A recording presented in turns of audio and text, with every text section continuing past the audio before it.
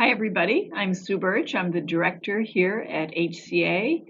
This is a currents wrap-up video for some of our summer months. We're going to cover May, June, and July.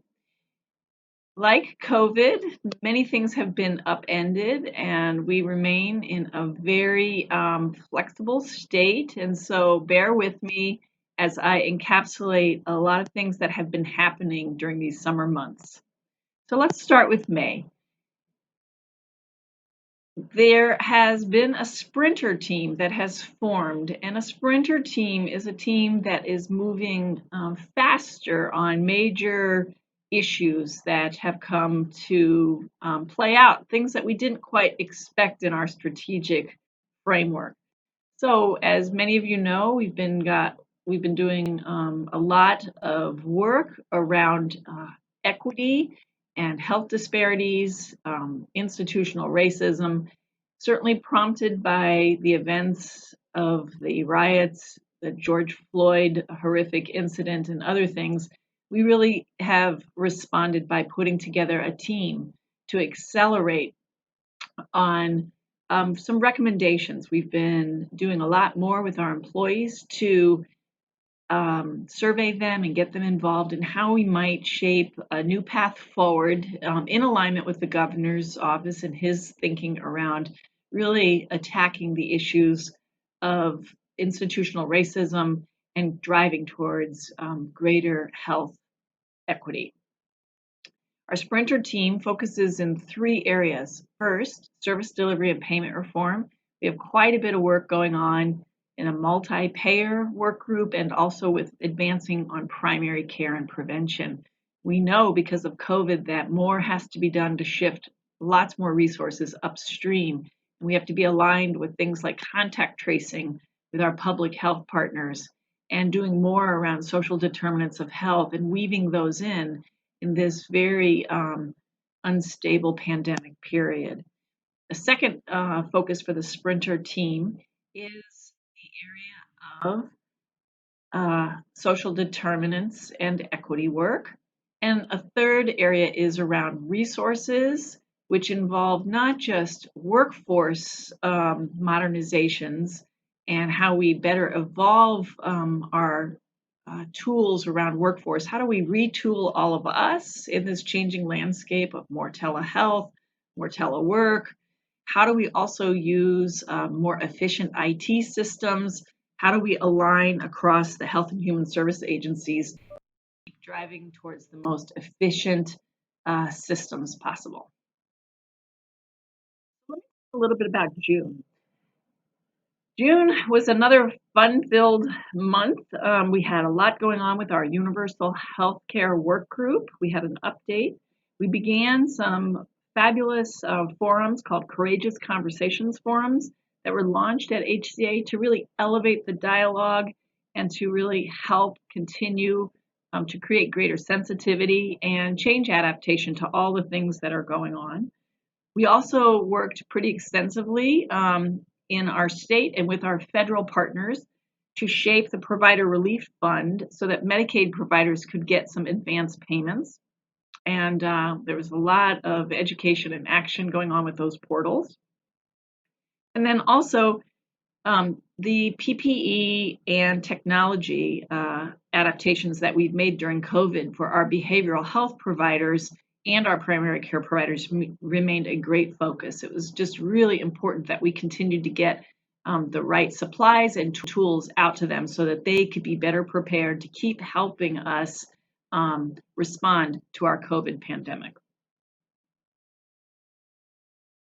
So July also was another equally full month. I think we all started off by having a pretty lovely July 4th holiday, and we here at the agency continued to host folks coming in intermittently, of course, with all the appropriate COVID protections. But we really hunkered down and did a lot more work with our partners, stakeholders in the primary care realm. We posted for public comment our primary care model, and we're really pleased that people are contributing and helping shape that movement. And Dr. Zerzan and Rachel Quinn Marianne, Linda Blatt, and others have participated extensively with this notion that we have to simply keep building up primary care and prevention as we combat COVID and truly as we keep transforming healthcare. We also put out for public input our value-based care survey, and this is where we really try to capture and reveal the successes of our value-based care journey, and we're eager to see the aggregate survey results, and we'll be sharing those out. PEB and SEB boards continued to meet, finalizing our rates. We had some special enrollment periods that are still ongoing, and we have seen about another, not quite 1,000 beneficiaries come on to our SEB program. And we really think these special enrollment periods were a good thing because it really helped folks remain covered. We also, as many of you know, adapted to the governor's directive on furloughs. I want to thank you for your patience and your commitment to getting through this. We aren't totally there. We're working with employment securities divisions on those of you that had fraud or problems with technologies getting through. But I really want to just call out that you've all been extraordinarily cooperative and patient as we've gone through this.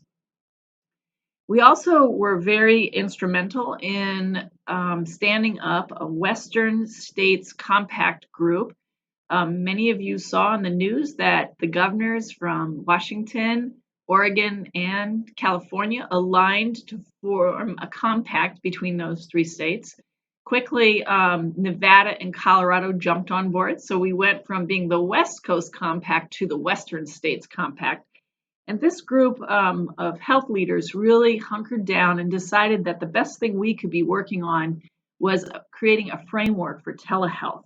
And this telehealth initiative really aims to try to solidify and cement in the huge gains that we've been able to make with telehealth adaptations during COVID. So there'll be more to come on this work, but we are eager to push to our federal partners the importance of why they should make the telehealth adaptations permanent. Okay. Lastly, I want to say that we have continued significant work in our diversity, equity, and inclusion work, our DEI. And this comes alongside all of the work that is evolving around creating statewide anti-racist statements, that we really support a culture of improving health equities and reducing disparities.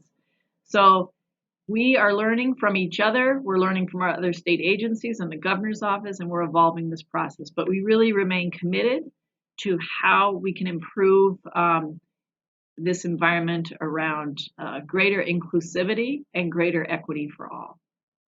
So it sure has been a very full summer.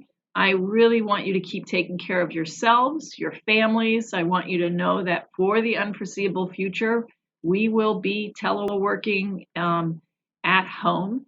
And I want to thank you for your commitment to continuing to make Washington a very healthy state and for being so flexible and adaptable during unprecedented times. Wash your hands, wear your masks. I was going to put mine on, but it's over there. Be well, and I'll talk to you soon.